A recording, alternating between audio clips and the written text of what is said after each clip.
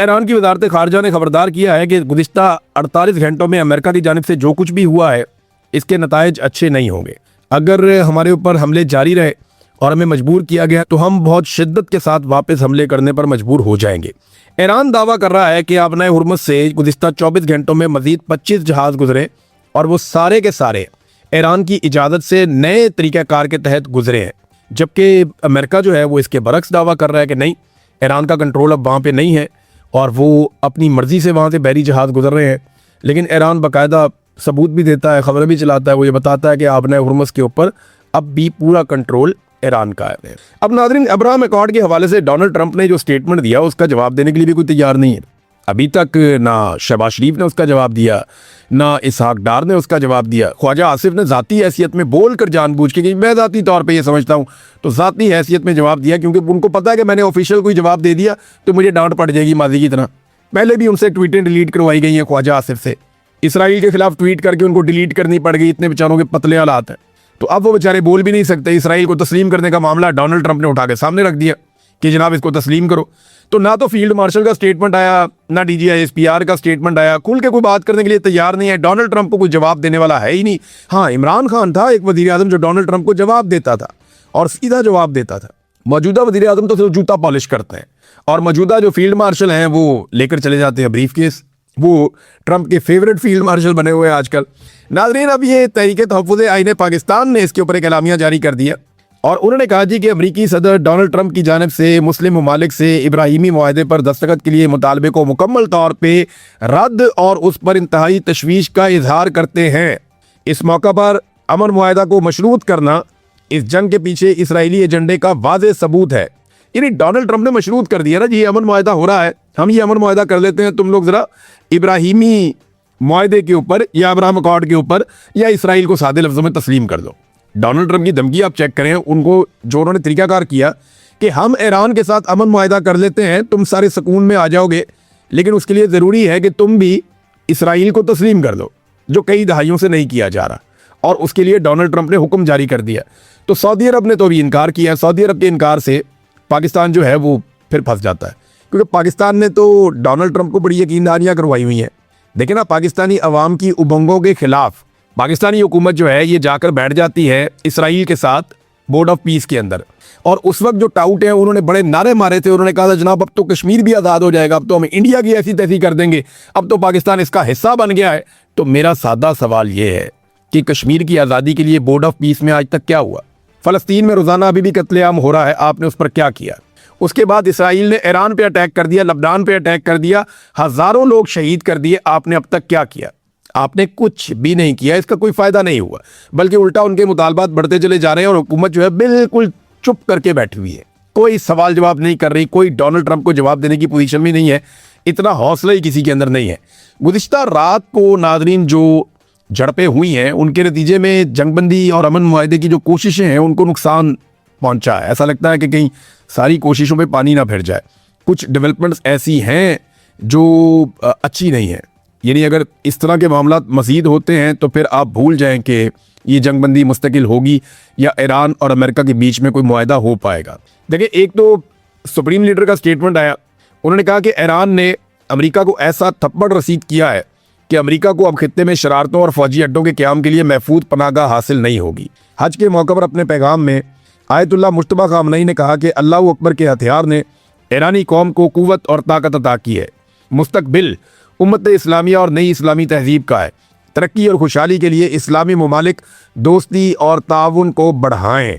फिर ईरान ने एक बड़ी जो अहम शर्त थी इस मुआहदे की, जो आबनाए हुर्मुज़ को फौरी तौर पे खोल दिया जाएगा पहले की तरह, ये अमेरिका की शर्त है जिसके बारे में दावा किया जा रहा था कि ये मनवा लिया गया। डोनाल्ड ट्रंप ने अपने ट्वीट के अंदर कहा कि आबनाए हुर्मुज़ मुकम्मल तौर पे खुल जाएगी, लेकिन ईरान ने वादे कर दिए, उनका स्टेटमेंट आ गया ईरान का, और ये दो टोक स्टेटमेंट है। उन्होंने कहा कि आबनाए हुर्मुज़ को किसी भी सूरत मुज़ाकरात का हिस्सा नहीं बनाया जाएगा, जैसे बाजी में जोहरी मामले पर मुज़ाकरात किए गए थे। ईरान ने कहा कि अगर अमरीकी नाकाबंदी खत्म हुई तो आबनाए हुर्मुज़ से गुजरने का निज़ाम ईरान के तय करदा उसूलों के तहत चलाया जाएगा। देखिए, इमरान खान साहब की डील वाला मामला तो उस दिन हम भी बात कर रहे थे, शहजाद अकबर साहब, साबिर शाकिर साहब और बहुत सारे लोगों से हमारा रब्ता होता है जो बहुत करीब हमेशा इमरान खान साहब के रहे। इमरान खान डील इस तरह नहीं करेगा जैसे ये सोच रहे हैं ना। इमरान खान जो बातचीत करने का कहता है वो मिलिट्री एस्टेब्लिशमेंट को मौका देना चाहता है कि भाई निकलो इसमें से, तुम हमें हमारा मुल्क चलाने दो, हम जाने पाकिस्तान जाने, तुम निकलो इसमें से, पाकिस्तान में फ्री एंड फेयर इलेक्शन दो, और ये जो गंद का टोकरा तुमने उठाया हुआ है इसको उतारो नीचे। ये नवाज शरीफ की और जरदारी की सियासी लाशों को कब तक लेकर तुम बदबूदार लाशों को घसीटते रहोगे? ये तो इमरान खान रास्ता दे सकता है। लेकिन अगर कोई वो कहते हैं डील कर ले इमरान खान के, जनाब बिल्कुल ही चुप कर जाए और मिलिट्री एस्टेब्लिशमेंट की छतरी के नीचे आ जाए और इमरान खान कहे जनाब मुझे भी आप इसी तरह इक़्तिदार दे दें जैसे आपने शहबाज शरीफ को अर्दली बना के इक़्तिदार दिया, तो वो मामला तो नहीं होना। वो सारी कौम ही जानती है कि इस दफ़ा इनकी जो लड़ाई है वो गलत आदमी के साथ है, इनको टक्कर का आदमी मिला है। इमरान खान मुख्तलिफ आदमी। अच्छा, एक जो इमरान खान साहब की बहन की मुलाकात वाला मामला है उस पर अलीमा खानम ने आज कन्फर्मेशन दी है, लेकिन वो एक ड्रामा ही है। जैसे कि मैंने आपको पहले कहा था कि एक ड्रामा किया जा रहा है।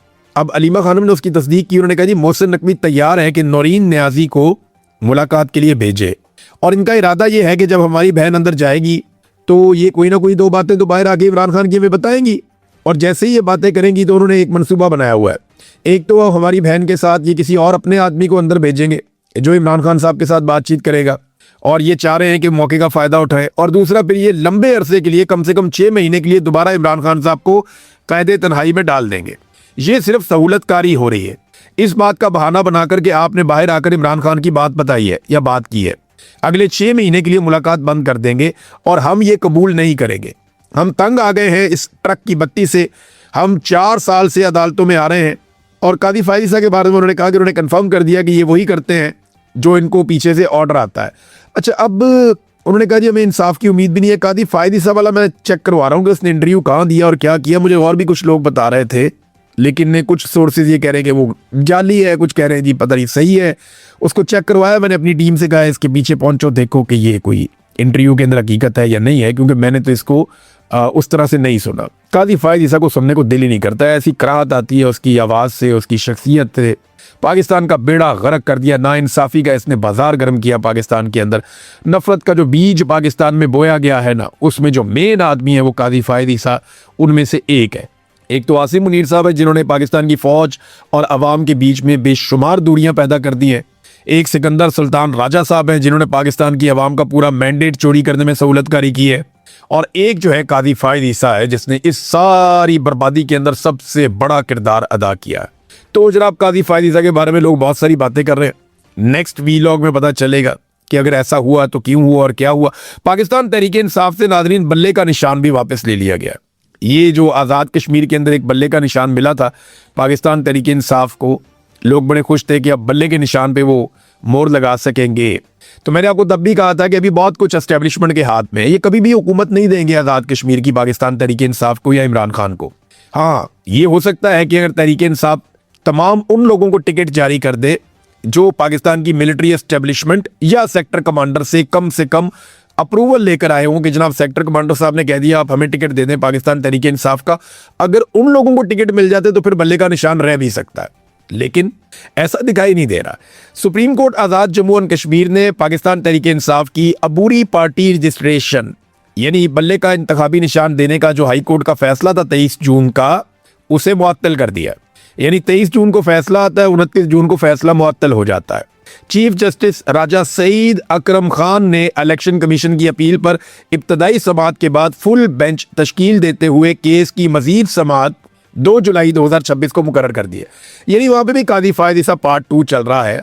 वहाँ पे देखें ना, मैं आपको ये बात बता रहा हूँ कि जब तक एस्टेब्लिशमेंट को यकीन नहीं हो जाता, और वैसे भी पॉलिटिकल पार्टीज को मुसीबत पड़ गई थी कि बल्ले के निशान पे अगर पाकिस्तान तहरीक इंसाफ आएगी और फ्री हैंड आएगी और एस्टेब्लिशमेंट जो है उसके साथ कंप्रोमाइज नहीं करेगी, गलत लोगों को टिकट भी जारी नहीं किए, और अगर उनको थोड़ा सा भी मौका मिल गया तो वो बेड़ा गर्क करके रख देंगे, उधेड़ देंगे पकड़ के। उन्होंने तो बगैर बल्ले के निशान के नाकों चने चबवाए हुए हैं। तो कश्मीर के अंदर तो पहले भी हालात बड़े गर्म है, तो पॉलिटिकल पार्टीज का तो बेड़ा गर्क हो जाएगा। लिहाजा बल्ले का निशान वापस हो गया। देखते हैं आने वाले दिनों में क्या होता है। बहरहाल ये जुल्म की एक दास्तान है जो लिखी जा रही है। अच्छा, कई लोग ये कहते हैं जनाब कि एक डील हो रही है, कोई बातचीत चल रही है, कोई मुज़ाकरात हो रहे हैं, बैकडोर चैनल्स, ये इस तरह की बातें आती रहती हैं।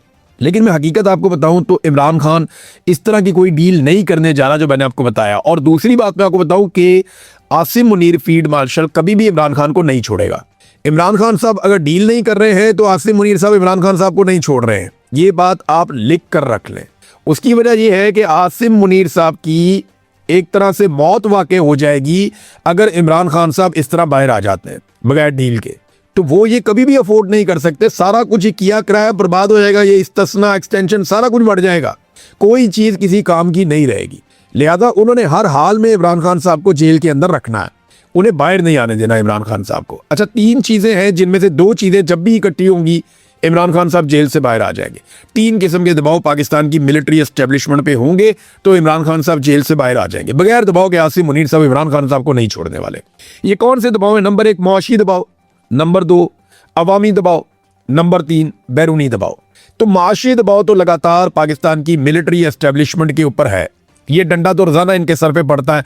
ना सरमायाकारी है, ना मईशत चल रही है, गुर्बत बढ़ रही है, बेरोजगारी बढ़ रही है, महंगाई बढ़ रही है, आम आदमी के हालात बुरे से बुरे होते चले जा रहे हैं, कर्जों के अंबार लग गए हैं। तो ये जो मईशत की तबाही का जो सहरा है वो तो एस्टेब्लिशमेंट के सर के ऊपर बंधा हुआ है। अब बाकी 2 फैक्टर्स हैं, उन दोनों में से जब कोई एक आ गया तो आसिम मुनीर साहब को इमरान खान साहब को आज़ाद करना पड़ जाएगा। वो 2 फैक्टर कौन से हैं? नंबर 1 अवामी दबाव, नंबर 2 बैरूनी दबाव।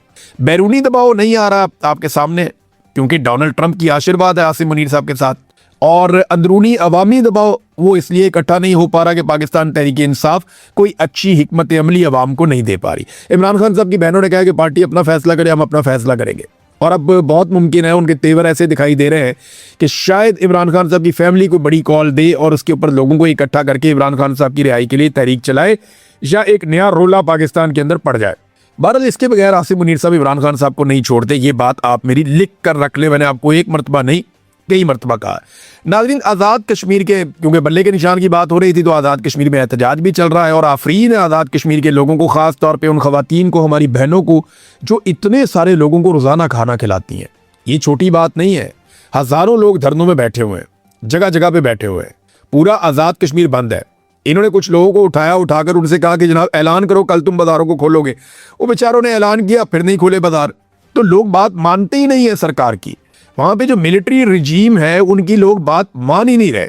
बहुत कोशिश कर दी मिलिट्री एस्टेब्लिशमेंट ने, वो एक बड़ा क्रैकडाउन करना चाहते हैं लेकिन वो कामयाब नहीं हो रहे, और लगभग अब तो 1 महीना होने वाला है, यानी आप देख ले 20 दिन से ज़्यादा हो गए। आज़ाद कश्मीर अमली तौर पर बंद है, 20-22 दिन हो गए, और वहाँ पे कोई कारोबारी ज़िंदगी नहीं चल रहा। अब अपोजिशन के लोग उन्होंने कोशिश की कि जाएंगे, जाके वो मिलें आज़ाद कश्मीर के लोगों को, उनसे बातचीत करें ताकि मसले को कोई हल करें, धरने ख़त्म हो जाएं, कि उनके जायज़ मुतालबात मनवाए जाएं। तो इसके लिए एक वफद यहाँ से रवाना हुआ। इसमें तहरीक तहफ़्फ़ुज़ आईन पाकिस्तान के लोग, पाकिस्तान तहरीक इंसाफ के लोग, शाहिद खाकान अब्बासी, अल्लामा राजा नासिर अब्बास साहब, महमूद अचकज़ई साहब, मुस्तफ़ा नवाज़ खोकर साहब, ये सब लोग वहाँ पे जा रहे थे कि जाके उनसे मुज़ाकरात करें, बातचीत करें लोगों से और मामले को हल करने की कोशिश करें। तो जनाब हुआ क्या? हुआ ये कि ये लोग जब निकले और आज़ाद कश्मीर की तरफ जा रहे थे तो रास्ते में सहाला चकिया के मुकाम पर इस वफद को रोक लिया गया, पुलिस ने रोक लिया। उन्होंने कहा जी हमने आगे नहीं जाने देना। इन्होंने कहा जी आगे क्यों नहीं जाने देना, हम तो बातचीत करने जा रहे हैं। उन्होंने कहा जी नहीं, आपको आगे नहीं जाने देना, ये हमें ऊपर से हुक्म आ गया है कि जी हम अपोजिशन है, अपने यहाँ पे आज़ाद कश्मीर में जा रहे हैं, आप हमें कैसे रोक सकते हैं, हमने अपने लोगों से बात करनी है। आप गाड़ियाँ रोकना चाहते हैं, हम पैदल चले जाते हैं, तो कोई और ले जाएगा इन्हें गाड़ियों में बिठा के। लेकिन पुलिस ने कहा जी ना गाड़ियाँ आगे जाएंगी ना आप आगे जाएंगे, हमें ऊपर से ऑर्डर आ गया कि आपको यहाँ पे नहीं जाने दिया जाएगा। बहरहाल फिर ये लोग वहाँ पे धरना देकर बैठ गए, फिर बहुत बड़ी कतारें लग गई, वहाँ पे बहुत रश लग गया। तो फिर हुआ ये कि ये लोग वापस आए और आकर शाहिद खाकान अब्बासी साहब के घर पे इन्होंने एक प्रेस कॉन्फ्रेंस की और बताया कि इनके साथ क्या हुआ है। अब ये तो इंडिया में होता था, यानी नरेंद्र मोदी की सरकार या भारतीय सरकार भारत में जो कश्मीर है, मकबूजा कश्मीर, वहां पे ये करती थी कि अपोजिशन को कश्मीर में नहीं जाने दे रहे, वहां पे जो है वो लोगों को रोका जा रहा है, उनकी ज़िंदगी मुअत्तल की जा रही है, नाके लगाए गए हैं। हालांकि इससे पहले जो सरकार है या सरकारी टाउट्स है, उन्होंने ये दावा किया था कि आज़ाद कश्मीर के रस्तों को रोका हुआ है शरपसंदों ने, या वो ये दावा कर रहे थे कि रोका हुआ है अवामी जॉइंट एक्शन कमेटी ने, और ये उनको शरपसंद करार दे रहे थे कि उन्होंने रोके हुए रास्ते। लेकिन जब यहां से अपोजिशन गई है तो उनको तो किसी शरपसंद ने नहीं रोका, अवाम ने नहीं रोका, बल्कि वो तो उनको वेलकम कर रहे थे। रोका है सिक्योरिटी फोर्सेस ने। तो इसका मतलब है कि रास्ते ज्वाइंट अवामी एक्शन कमेटी ने बंद नहीं किए, रास्ते सिक्योरिटी फोर्सेस ने बंद किए और खाना पीना भी बंद किया हुआ है। तो जो काम नरेंद्र मोदी की सरकार ने वहां किया वही आसिम मुनीर साहब की सरकार ने यहां आज़ाद कश्मीर में भी कर दिया। जो भारत कर रहा था मकबूजा कश्मीर में, उससे मिलता जुलता काम जो है वो पाकिस्तान में बदकिस्मती से आज़ाद कश्मीर में शुरू हो गया और ये नफरत फैल रही है ना, और क्या हो रहा है। अच्छा नाज़रीन, पंजाब में जो एक गुंडा राज एक्ट लाया जा रहा था या जिसको मार्शल लॉ बिल कहते हैं, और उसका जो असल नाम उन्होंने रखा हुआ था वो Punjab control of habitual offenders and anti social behaviour bill, ये जनाब वापस हो गया।